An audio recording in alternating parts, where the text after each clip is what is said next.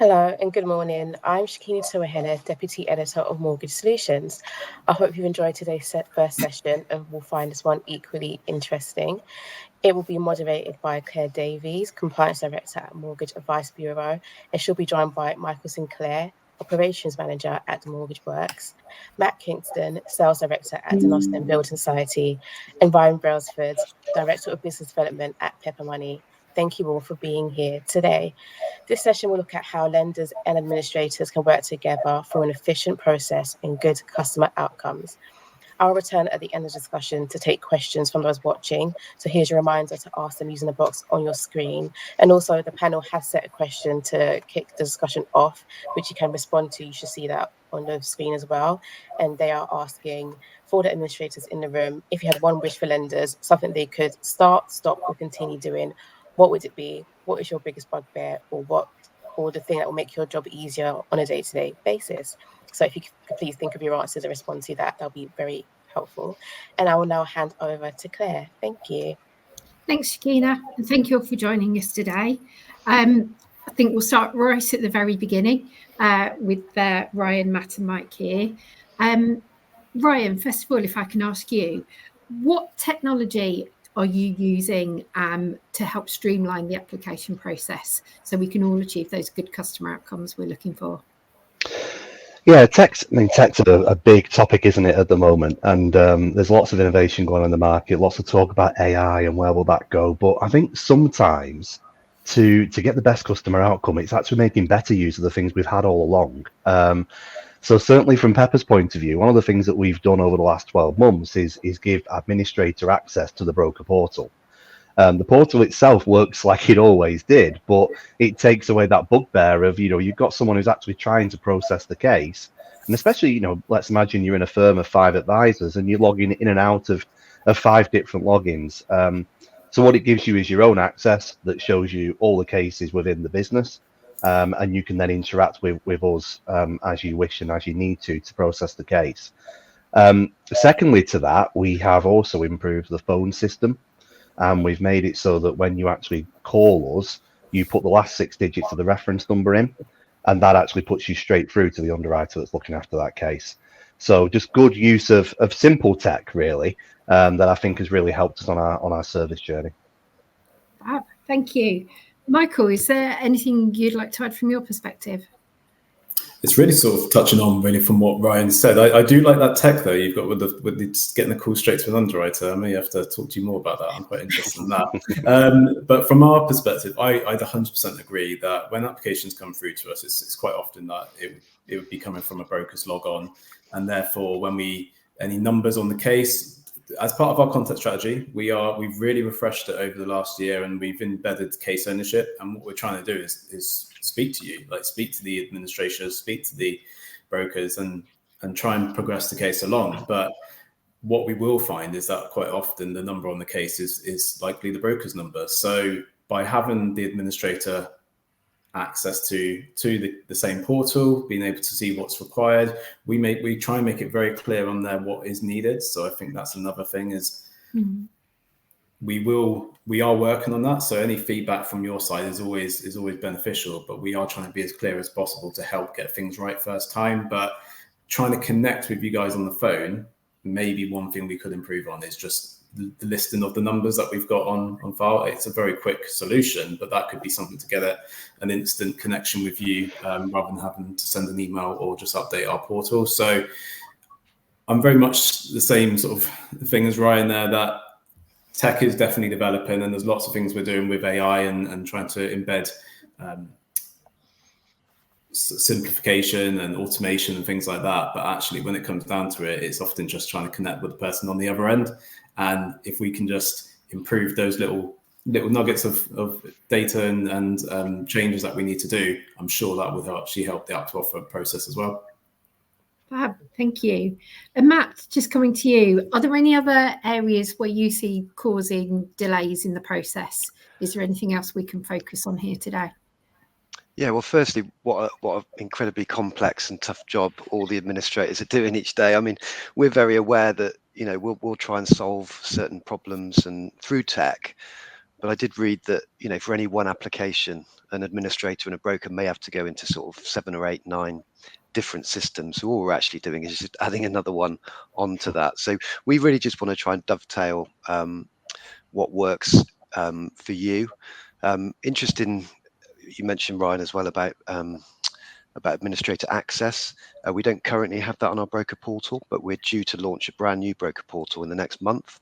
We're using the M-Cube platform, which is part of the Empowered mortgage platform. So administrators will have a log on, and we hope that will just improve that whole communication piece. But yeah, I mean, there's so many systems, aren't there? Over 100 lenders. You've got your CRM systems, you've got your sourcing, compliance, file checks, all the different lender portals as well. So I think what we try and think of is not to add to that. We just try and dovetail with what you've already got out there in the market.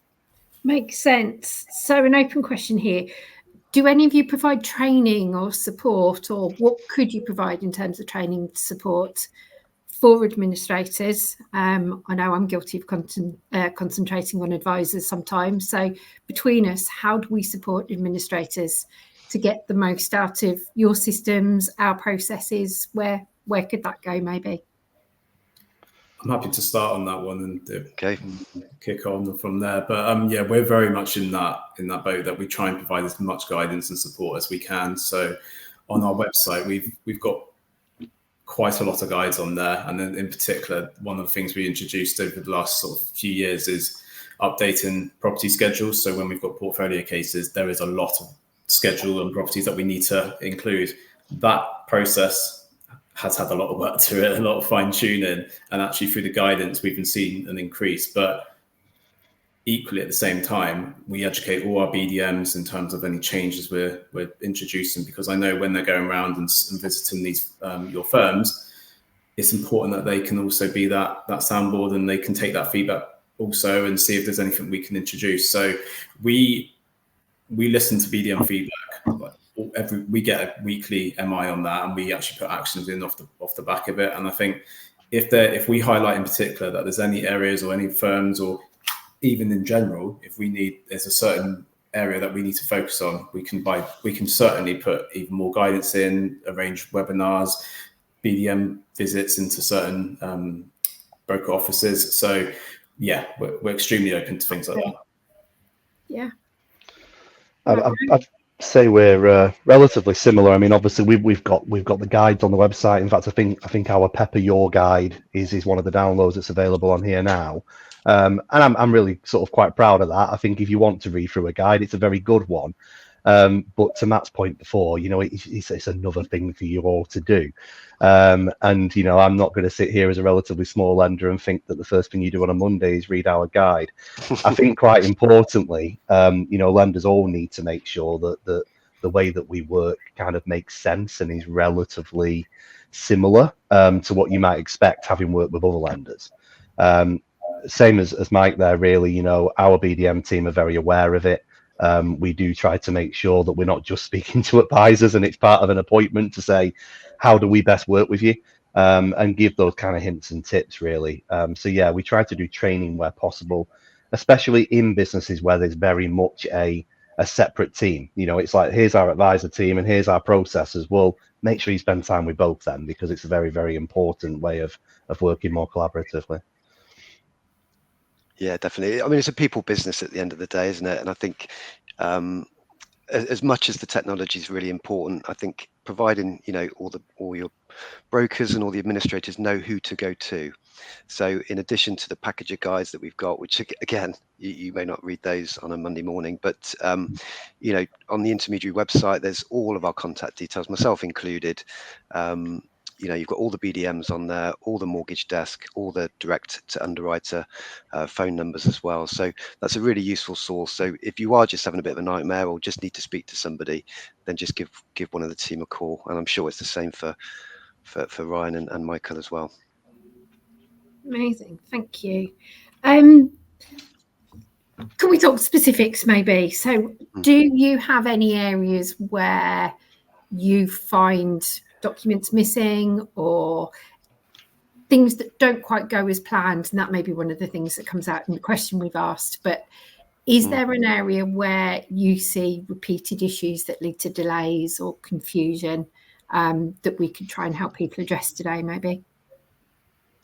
Happy to kick off on that one. The what we find a lot is often not just what we've requested, but it's the why. And I think sometimes you can just lose a load of time just from, we might say we need X, Y, Z. The administrator might speak to the broker and say, this lender needs X, Y, Z. Then it'll be, well, why do they need that? And then it just continually goes around the loop. When I think all what would really help, I think on both sides is just the context. So we always ask our underwriters to get on the phone, speak to the broker, speak to the administrator, and not just say what's outstanding, but why, and why this is important. And hopefully it might even just get resolved over the telephone rather than just this continual sort of request for documentation, which may make no sense without that context. So yeah. I would completely echo that and would have said the same had I gone first. I think it's really, really important to give that. No, absolutely. I was nodding along. I think absolutely valid what Max just said, because giving the context makes it a lot easier when you're having the conversation, especially in a chain. What I would add is try to preempt some of the questions that a lender will ask. And especially, I speak as a specialist lender, so we're going to be looking at bank statements, for example. Have a look at the statements before you send them to the lender, because you probably can guess what we're going to ask you. So if there's missed payments, tell us why. If there's a transaction that catches your eye, it's going to catch our underwriter's eye as well. So if you can kind of send it in by saying, and this is that, and that's the explanation for this, it makes our lives so much easier, and our underwriters will love you. So that makes things a bit easier. I would 100% echo that, and I feel like we're just like all getting along lovely there. We're all in the same business, really. But evidence deposit in particular, Claire, I think if there was an area that can go on and on, it is that. And I think what Ryan's saying is, when you're sending in a bank statement, if you see this large transaction that's gone in the last 30 days, there's a high chance, very high chance, that there's going to ask, where's that come from? So it's probably, preempting what the lender's going to ask for before we ask for it, and supplying that documentation or just a confirmation. So we have got broker support chats as well. So there could be a scenario where you think, do I need to provide this or not? Feel free, like when we go on these, I did see there is an audience engagement question on there around like our live chats, and we are lucky in our setup that it is a person at the end of it. So I know full well, because I've been there and I've seen how many chats they've got open at once at the same time. So if there is a delay, that would be why they're either clarifying information or they also like multitasking. But the more important thing here is that you are speaking to a person, and that person is trying to give you the right answer and the right support. So sending in the documentation without maybe vetting it could cause knock-on delays. Well, actually, maybe just a little bit of attention to detail. You guys have a lot on your plates already as administrators, so I don't want to make your job like even harder. But I just think we're trying to work together here, and that is something that would go a long way. Yeah, it's music to my ears, because obviously from my perspective, from conducting file checks on the advice side, it will also help your advisors a great deal, because that's one of the things we check for at our end as well. So absolutely makes perfect sense. We've got a note here about cross-functional collaboration. Sounds very posh, very, very wordy. You've talked lots about engagement, how people can reach out to you. You're reaching out to them via the BDMs.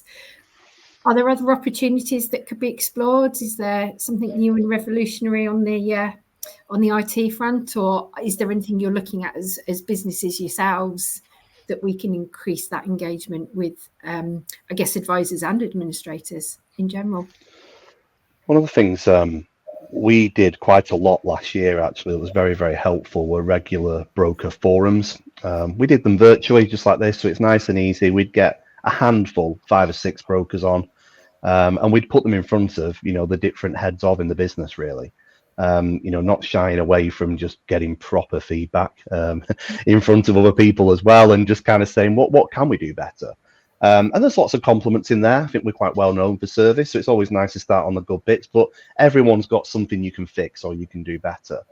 And I think, you're asking the question now, and I'm thinking we should do that with administrators and have a very, very different conversation. So forget the proposition, forget the products.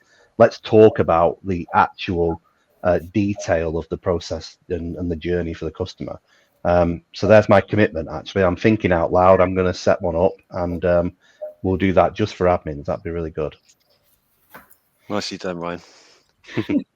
Yeah, no, and I think from a consumer duty perspective, that's really useful to you as well.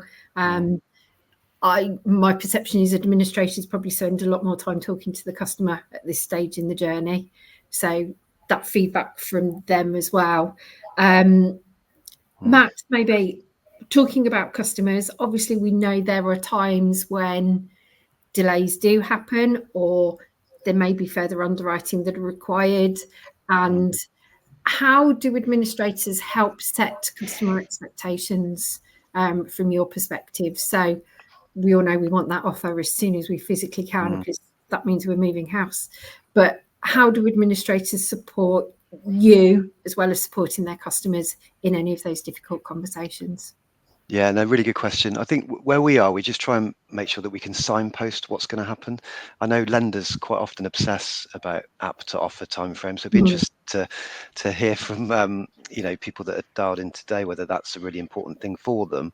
I've heard it described actually what they prefer is like the Uber taxi type model. You can make a choice about how long things are going to take, providing that you know how long things are going to take. So we just try and provide that signposting, and then obviously for the broker and for the administrator, just trying to set expectations as best you can with that customer, so we don't just create this sort of failure demand and constant chasing and rework, which just nobody enjoys, do they? So yeah, that's what we try and do. And just on app to offer, it does make me laugh sometimes when lenders take credit for app to offer, and really it's the administrators that have pulled it all together, produced a brilliantly packaged case, and we go, oh look how great our app to offer timeframes are. So big thank you from me to all of you out there. Yeah, I echo that. I work a lot on terms of broker feedback and actions that we can do to improve things off the back of that. But I think in terms of setting the scene early for a customer, we try and be very clear with what our service levels are, and that's where we're probably a little bit more cautious in terms of our repricing, just to make sure that we maintain that service rather than be greedy and take too much application. So I would just sort of signpost that it probably is good to keep an eye on the website. There is service levels in there, there's tracking, but equally there's quite a lot of other information on the website as well. So we're open to feedback all the time and things that can make a difference. But Matt's like hit the nail on the head there, that if you guys don't package the case properly or correctly or as much detail as possible, and you give us what we need early doors, we can't we can't see the offer going out any quicker than that. So it is working together. Picking up the phone is a big one for us now, where I think we're historically it's been very email driven and self-service in terms of going to our portal and seeing what we need. We're trying that proactive approach to work alongside you is all about trying to deliver the best service to the customer. So yeah, it's going a long way. I think the one thing that in terms of that cross collaboration, I want to talk to our intermediary relationship team, because I want to know whether it's apparent that the feedback that we get from the broker firms and what we do with it, and do we really talk about those changes off the back of that? Because without your feedback, we wouldn't know what works and what doesn't. We just know that here's what we're receiving, but we don't know from your perspective how that looks and whether there's any barriers from your side. So I'm going to pick that up as an action myself in terms of whether do we celebrate that enough in terms of thank you for your feedback, here's what we've done to address that, here's where we can go going forward. But no, overall, just a lot of appreciation for the work that's been done. On that note, and with Ryan and Michael both there making commitments for the future, it's a brilliant question in the chat. So Jamie, thank you for putting that question forward. Do you think there should be a structured training or accreditation for mortgage administrators across the industry? And here's the good bit. Could lenders fund and deliver these? Are we being recorded if we go committing to spending money? I mean, I think that's a really good idea. And even if it's not so much an accreditation, having something available that is a standardized and very detailed course that you could go on. One of the things that springs to mind for me that I think everyone, I mean, me included, in so many different job roles in the industry could benefit from is more knowledge of fraud. And I think if you're setting out as an administrator, that's what you want to be looking at. It's great to sort of learn the process, get yourself involved, get to know your customer. We talked about preempting questions on bank statements, but what do you look out for that might not look quite right on a bank statement? And that'd be a good course for everyone, I think, to go on. So yeah, I would agree with it. I think that'd be great. Yeah. Just my plug from MAB's perspective, we've certainly got those fraud sessions and how to look at bank statements, what to look for. So internally within us, if anybody's interested, we can certainly provide those. But again, I know from my perspective, we work really closely with a lot of lenders, particularly on the fraud trends, what's new, what's happening. We've talked a lot about bank statements, but obviously we've got second jobs and things as well that, yeah, advisors are responsible for picking up. But as we've all said here, the administrators out there are the ones looking at those bank statements in details and sitting down, considering what the documents say in front of them. So I second that comment, Ryan. It would be really good if we could support a wider audience, and that will benefit all of us in the long run. Definitely. Yeah, definitely. I do hope that the role of the administrator does feel a little bit more appreciated than perhaps it has in the past. I know that we've got the British Mortgage Awards next week. There's a couple of categories in there where brilliant staff can be recognised as well. So yeah, I hope that we can promote what an important role that is. And as things become more and more complicated, all the different systems that are out there and stuff, it's going to be an increasingly important role as well. Yeah. Another interesting question. It's aimed at Michael, but I think it's one across the board. What can be done to improve communication and speed of this communication between valuer and lender? Now, my writing days from many, many moons ago, it sounds like that's still an issue.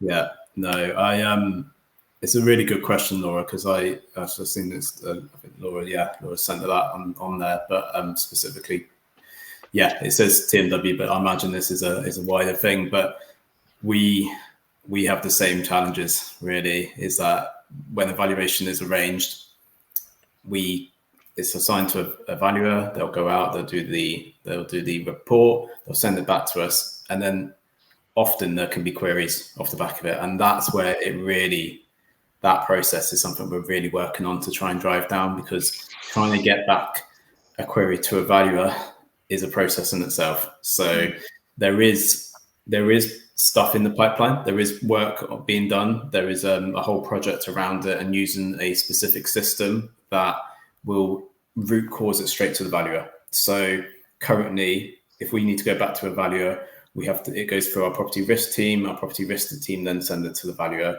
The valuer goes back to property risk, and then it comes back to us. That whole journey is just, it's not fit for purpose. It's not good customer experience. It's not good for the brokers who are then getting chased up from the customer, what's happening, and we're waiting for a response from the valuer. So we're looking to try and cut out the middleman, get straight to the valuer, get the response back, and then get the response back directly as well. So there is a lot of work in that space to improve that. And valuations in particular, I think it's probably looking at what's available as well. So I know there is automated valuations that could be done. It's whether we decide that valuations do need to be done on every case. Is that a risk-based approach? All these things that we are considering at the moment, we're very much on the side of, we'd like to see the property. We want to make sure that the property is the right one for lender, and we want to make sure from a responsible lender that the money we're issuing is going towards a property that the tenant is going to feel safe in and is going to have the right regulations and is set up for them. So that's our current stance. But if there's one thing we can do, it's definitely that communication between valuer and lender and improving that journey, because I completely agree that is definitely a point that does hinder us. That's probably the bigger point in terms of where we can improve our service, which is outside of the administrators entirely. So yeah, we're working on that a lot. I think it's important that we try and give more certainty up front. I think very often the frustration for brokers and administrators will be, perhaps our criteria might say subject to valuer's comments. So we invite the application in, and then for whatever reason. So there's a few things that we can do as lenders is to make sure that our valuer notes are really, really clear as to what we will and won't accept. Where we could do some vetting up front. We've got access to the valuers up front as well. So if there's a bit of a quirky property, just give it to us before you've had to go through all of that, app, DIP app and all that stuff. Very happy to look at quirky properties up front just to save you a bit of time, because the worst thing is, you send a application into one lender, it's declined on valuation, we send it to another one and we get it declined for something different. So more certainty up front, I think, is something that we can take away as lenders to help the whole process. Thank you. One response in the chat specifically to the question we started with about start, stop, continue. Maybe I can get your thoughts on this. Something I think lenders should start doing is providing a case notes section visible to brokers and admins. Just a summary of what's been looked at, what's pending, and who's reviewing. It would cut back some of the back and forth. Do any of you have something like that in place already, or is there another mechanism or place where that information can be easily accessed? We do, and I think if I try and be as transparent as possible, we have that functionality. You actually don't want to use it all the time, because it takes away sort of standard wording and it makes things a bit more difficult in certain situations. So if we were always writing free type notes saying this is where we're at, it wouldn't be as consistent, I think, across cases as we'd like. So we use the standardized checklist items that are obviously very clear, but they're standardized, and I think that's better for the BAU. But we do make use of messaging, so where you can put a note, absolutely, on as an admin or a broker, you can put a note on, we can write back to you as well, and you will always know who the case owner is, who the underwriter is on the case. So we don't have that function at the moment in terms of being able to see the notes, or probably a bit more detail in terms of that, but that's where we're really working on our communication side of things. So touching on what I've mentioned earlier about trying to connect with the right person, right first time. We've only recently embedded a case ownership model, so we were very much task driven, and now we are a case ownership model. So I'm expecting over time this will improve for our end as well, where we'll have the same. You will have consistency, because I did see also on there about consistency in terms of underwriting. Yep. I think we'll start to see that also by having this standardized process. Everyone is doing the same thing. The guidance is very much everyone's being trained the same way. We'll get into this place where consistency is key. And we do review a lot of our cases anyway to say, off the back of appeals or decline decisions, anything like that, is there more we could be doing to improve that journey or our guidance? So I would say with case ownership, what we're doing at the moment, that should go hand in hand with this and improve that consistency. I would say, having gone from that to that as well at Pepper, I would agree it's going to be good. I think it will work. And from a consistency point of view, it's dealing with the same person from app to offer is very, very different to being passed around, definitely. Sorry, I've just popped up and interrupted the conversation. I was trying to be discreet, but it wasn't so much. But just to let you know that we are coming to the end of the discussion, so I just want to, help with the wrapping up of it. And thank you all. I think that was very interesting. We did get a lot of audience engagement, and I think you did touch on most of the points raised. So thank you for that, and thank you for everyone for commenting. And again, hope everyone found this discussion interesting and has something to take away from that and gets a bit more of an understanding about the inner workings of the processes and how administrators can help and what more can be done to collaborate further. So thank you all for your time today. And the next session will be in about 30 minutes. It's at 11 o'clock. So in the meantime, anyone that's on the call, feel free to go through the resources section on the website, and please join us for the next session at the time. And thank you again all for being with us today. Bye. Thank you. Thank you. Thanks all.